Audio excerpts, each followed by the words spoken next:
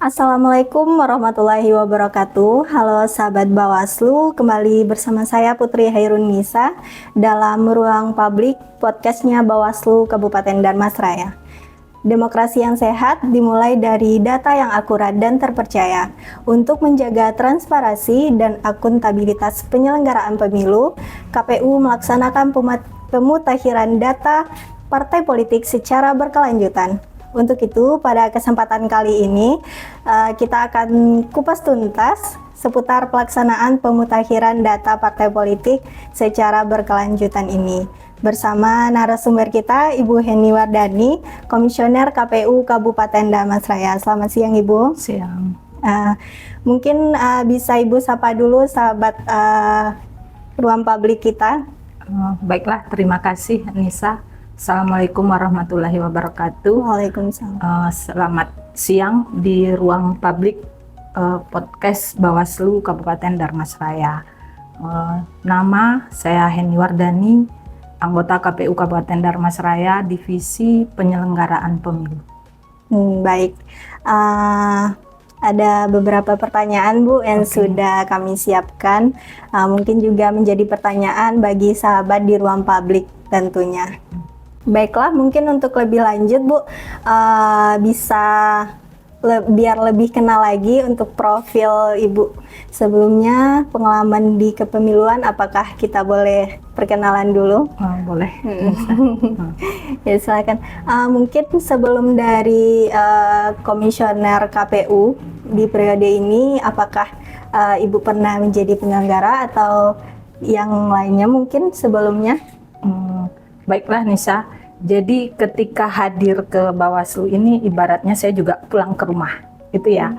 Karena sebelum saya aktif menjadi anggota di KPU, komisioner di KPU Kabupaten Darmasraya, sebelumnya juga menjadi penyelenggara pemilu itu sendiri, yaitu sebagai Panwaslu Kecamatan di pemilu 2019, kemudian Pilkada 2020. Itu di Kecamatan Kota Besar. Baik. Berarti sudah berpengalaman di penyelenggara ya Bu ya. Insya Allah. Baiklah, kita langsung untuk pertanyaan teknis nih Bu. Oke. Sesuai dengan divisinya, Ibu adalah koordinator divisi teknis Ketua koordinator divisi teknis penyelenggaraan pemilu. Mungkin untuk pertanyaan pembuka, sahabat ruang publik mungkin juga ingin mengetahui apa sih yang dimaksud dengan pemutakhiran data partai politik secara berkelanjutan ini, Bu? Ya, baiklah Nisa. Jadi pemutakhiran data partai politik itu adalah proses pembaruan dari data internal partai itu sendiri yang wajib dilakukan secara berkelanjutan. Jadi setiap tahunnya itu dilakukan oleh partai politik melalui aplikasi SIPOL, Sistem Informasi Partai Politik, yaitu 2 kali dalam setahun, yaitu semester 1 dan semester 2. Untuk semester 1 itu partai politik sudah bisa melakukan pemutakhiran mulai dari Januari sampai ke bulan Juni di tahun tersebut gitu ya. Dan begitu juga untuk semester 2 dari bulan Juli sampai Desember. Jadi untuk di tahun 2026 ini deadline-nya itu di bulan Juni, 3 hari kerja ya sebelum di bulan Juni. Jadi KPU Kabupaten Darmasraya telah melakukan pencermatan dan penetapan partai politik yang melakukan pemutakhiran, yaitu di tanggal 26 Juni kemarin. Baik. Artinya pemutakhiran ini dilakukan sedini mungkin ya Bu, meskipun kita bersama kan tahapan belum dilaksanakan ya Bu ya. Baik. Selanjutnya apa sih Bu tujuan dari pemutakhiran parpol ini? Ya, jadi tujuannya untuk memastikan akurasi, validitas dan transparansi informasi tentang kepengurusan dari partai politik itu sendiri, keanggotaan, keterwakilan perempuan, kemudian domisili kantor tetap dari partai politik itu sendiri. Baik. Lalu apakah semua partai politik yang terdaftar pada peserta pemilu 2024 itu melakukan pemutahiran, Bu? Atau bagaimana? Tidak ya. Jadi ketika kita melakukan pencermatan karena melalui aplikasi Sipol, bisa dilihat di situ, tidak semua peserta pemilu yang 2024 melakukan pemuktahiran. Jadi untuk KPU Kabupaten, untuk Kabupaten Dharmasraya yang peserta pemilu 2024 itu ada 8 partai politik. Oh, baik. Selanjutnya, Bu, mungkin bisa Ibu jelaskan dari sahabat Ruang Publik mungkin juga ingin tahu bagaimana sih, Bu, alur dari pemutakhiran data partai politik ini? Baiklah, jadi untuk alur pemuktahiran partai politik itu sendiri, partai politik melalui aplikasi Sipol yaitu melakukan pemuktahiran tentang hal-hal yang telah disampaikan tadi, yaitu tentang kepengurusan, keanggotaan, kemudian keterwakilan perempuan dan data kantor tetap di partai itu sendiri. Jadi kata kuncinya adalah DPP apakah memberikan kewenangan untuk tingkatan di bawahnya, yaitu apakah partai politik tingkat provinsi atau partai politik di tingkat kabupaten untuk melakukan pemuktahiran itu sendiri terkait data-data tersebut di atas. Jadi apabila tidak ada hal tersebut, berarti memang partai politik itu di tingkat DPP yang melakukan pemuktahiran dan KPU melakukan pencermatan di aplikasi Sipol itu sendiri, kemudian melihat pemuktahiran untuk Kabupaten Dharmasraya. Baik, berarti semuanya itu melalui Sipol, tidak ada misalnya mengantarkan hard kopinya ke kantor KPU atau bagaimana, Bu? Tidak ada ya? Semuanya melalui Sipol, tapi sebelum pelaksanaan sebelum 3 hari ya, sebelum di bulan Juni untuk semester 1 ini, KPU melakukan sosialisasi dan koordinasi ke pengurus partai di tingkat daerah. Jadi juga KPU membuka helpdesk untuk konsultasi dari partai politik sendiri terkait pemuktahiran partai politik. Jadi untuk kondisi partai politik di Kabupaten Dharmasraya semuanya melalui akun Sipol DPP. Nah, jadi seperti Oh, baik. Misalkan nih, Bu, dalam satu partai politik tidak pernah melakukan pemutakhiran data parpol, baik itu pada semester 1 sampai akhirnya semester 2.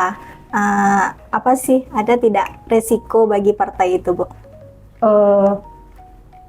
Secara risiko tentu tidak ada, tapi tentu kita ketika melakukan pencermatan, di situ kan dilihat contoh tentang kepengurusan partai politik. Jadi partai tersebut mencantumkan SK terhadap kepengurusan. Jadi apabila tidak pernah melakukan pemuktahiran, tentu SK tersebut sudah tidak berlaku lagi ya, kan ada rentang tahunnya, misalkan SK per 5 tahun atau seperti apa. Tentu disitulah KPU menyampaikan kalau sudah tidak sah lagi SK tersebut. Kemudian termasuk juga terkait misalkan kantor dari partai politik tersebut sewa dan yang dimasukkan ke aplikasi tersebut mungkin persetujuan kontrak.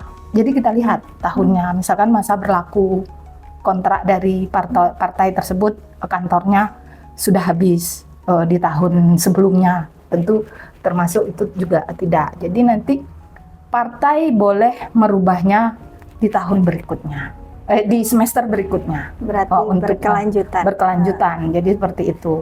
Dan disitulah contoh, misal kalau yang semester kemarin dari beberapa partai yang melakukan pemuktahiran, jadi ada yang tidak sesuai ya, itu bahasanya, bukan tidak sesuai, misalkan antara SK dan SK dan yang tahunnya atau data daftar sewa kantor dan keadaan yang sekarang gitu ya. Jadi berita acara itu kan kita sampaikan ke Parpol walaupun melalui Sipol, mereka tentu kan bisa membaca. Jadi mereka bisa memperbaiki di semester berikutnya dan kemudian akan dimuktahirkan lagi dan kita lakukan pencermatan kembali apakah sudah sesuai dengan yang terbaru seperti itu. Baik Bu, mungkin kita perlu rincikan seperti yang Ibu sampaikan tadi, ada beberapa yang dilakukan pemutakhiran. Itu yang pertama itu kepengurusan, itu mungkin cukup jelas, kita bisa lihat di SK seperti yang Ibu sampaikan tadi ya Bu ya. Lalu yang menarik nih untuk keterwakilan perempuan, apakah untuk keterwakilan perempuan ini itu dari tingkat pusat atau sampai kabupaten atau bagaimana Bu? Jadi menarik ini pertanyaannya. Jadi ini juga menjadi pertanyaan kami ketika melakukan pemuktahiran kemarin. Jadi terkait pemuktahiran keterwakilan perempuan ya, untuk di kepengurusan untuk saat ini memang di tingkat pusat. Diutamakan di tingkat pusat, tapi berdasarkan pemuktahiran yang kita lakukan, barangkali mengingat keterhati-hatian juga dari partai politik sendiri, rata-rata partai politik yang melakukan pemuktahiran di Kabupaten Dharmasaraya semuanya memenuhi keterwakilan perempuan 30%. Iya. Berarti udah antisipasi dari awal ya Bu ya. Lah terus untuk domisili, itu domisili kantornya tuh dari pusat sampai kecamatan ya Bu? Domisili kantor itu sampai kabupaten. Oh sampai kabupaten, kecamatan berarti kecamatan tidak. Oke. Ada syarat khususnya enggak Bu untuk kantor ini? Oh tidak ada syarat khusus, boleh sewa, boleh milik sendiri, gitu ya.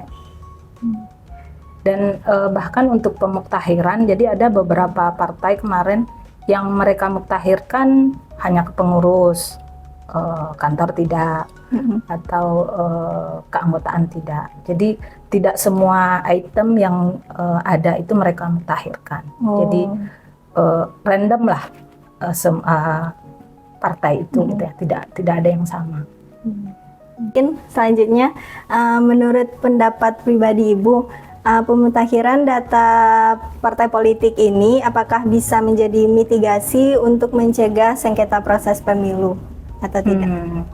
Jadi karena ini pemutakhiran secara berkelanjutan, nanti kan sampai ke verifikasi untuk sebagai peserta pemilu di pemilu berikutnya gitu ya. Jadi untuk diketahui, partai politik yang telah mendaftar secara nasional itu sekarang per bulan Juni kemarin itu ada 76 partai gitu ya.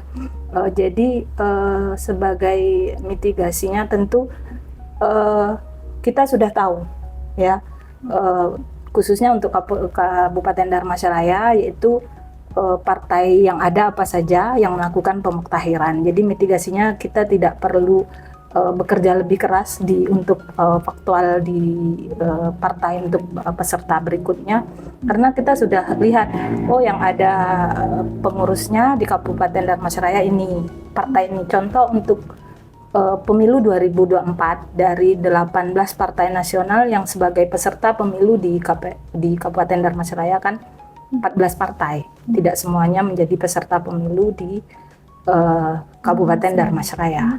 Jadi seperti itu. Dan Bawaslu di akun Sipol ini hanya sebagai viewer ya, jadi hanya bisa melihat, tapi di rentang waktu kita melakukan pemuktahiran, Bawaslu itu kan bisa melihat partai-partai mana saja sebagai viewer ya, partai-partai mana saja yang melakukan pemuktahiran, apa-apa saja partainya kan bisa dilihat oleh Bawaslu sebagai viewer di akun Sipol itu sendiri. Artinya ini bisa sebagai bentuk mencegah terjadinya sengketa pemilu ya. Baik, mungkin terakhir Ibu, apakah ada kesan dan pesan Ibu untuk kader-kader partai politik yang mungkin akan mengajukan partainya? Baiklah, jadi kesan terutama untuk Kabupaten Dharmasraya ya. Jadi untuk Kabupaten Dharmasraya dari partai peserta pemilu yang kemarin ada tambahan yang melaksanakan pemuktahiran, yaitu yang tidak sebagai peserta pemilu, yaitu Partai Umat dan PSI. Kemudian yang partai yang tidak sebagai peserta pemilu 2024 itu Partai Masumi yang melakukan pemuktahiran untuk Kabupaten Dharmasraya. Jadi pesan untuk kader partai gitu ya, mungkin harapannya sering koordinasi lah dengan KPU gitu ya terkait pemuktahiran partai ini gitu ya, karena akan memudahkan juga dari partai itu sendiri sebagai peserta nantinya di pemilu berikutnya gitu ya. Dan barangkali mungkin karena untuk yang sekarang mereka tidak diberikan kewenangan oleh DPP untuk melakukan pemuktahiran, jadi kesannya adem aja partai, kader-kader partainya gitu ya. Jadi memang harapan kami dari KPU tentu kita ada koordinasi lah gitu ya ke antara KPU, partai politik dan Bawaslu. Jadi kita sebagai penyelenggara KPU dan Bawaslu dan partai politik sebagai peserta pemilu sendiri ada sinergi gitu ya dalam hal agar untuk mencegah mitigasi pencegahan dari konflik ketika mereka partai politik itu sendiri akan menjadi peserta pemilu di pemilu berikutnya. Baik Bapak Ibu, teman-teman partai politik, mudah-mudahan ada yang menonton podcast ini ya Bu ya. Karena ini juga sangat penting dan ini akan mempermudah kerja-kerja partai politik itu sendiri ke depannya. Dan pintu kantor KPU Kabupaten Dharmasraya juga terbuka, ada helpdesk-nya juga jika ingin koordinasi, sehingga nantinya kita bisa menghasilkan pemilu yang berkualitas. Mungkin lain waktu Bawaslu bisa mengundang Ibu lagi untuk tema yang lain ya Ibu ya, karena divisi teknis ini juga banyak mengampu tahapan-tahapan ya Bu, seperti pencalonan, kampanye dan banyak lah gitu. Terima kasih untuk Ibu yang sudah meluangkan waktu bagi kami semua. Ditunggu undangan berikutnya dari Bawaslu Kabupaten Dharmasraya. Baik, terima kasih Ibu. Semoga obrolan kita hari ini bermanfaat untuk kita semuanya. Saya Putri Hairunisa. Mohon maaf atas segala yang tidak berkenan. Saya pamit undur diri. Assalamualaikum warahmatullahi wabarakatuh. Waalaikumsalam warahmatullahi wabarakatuh.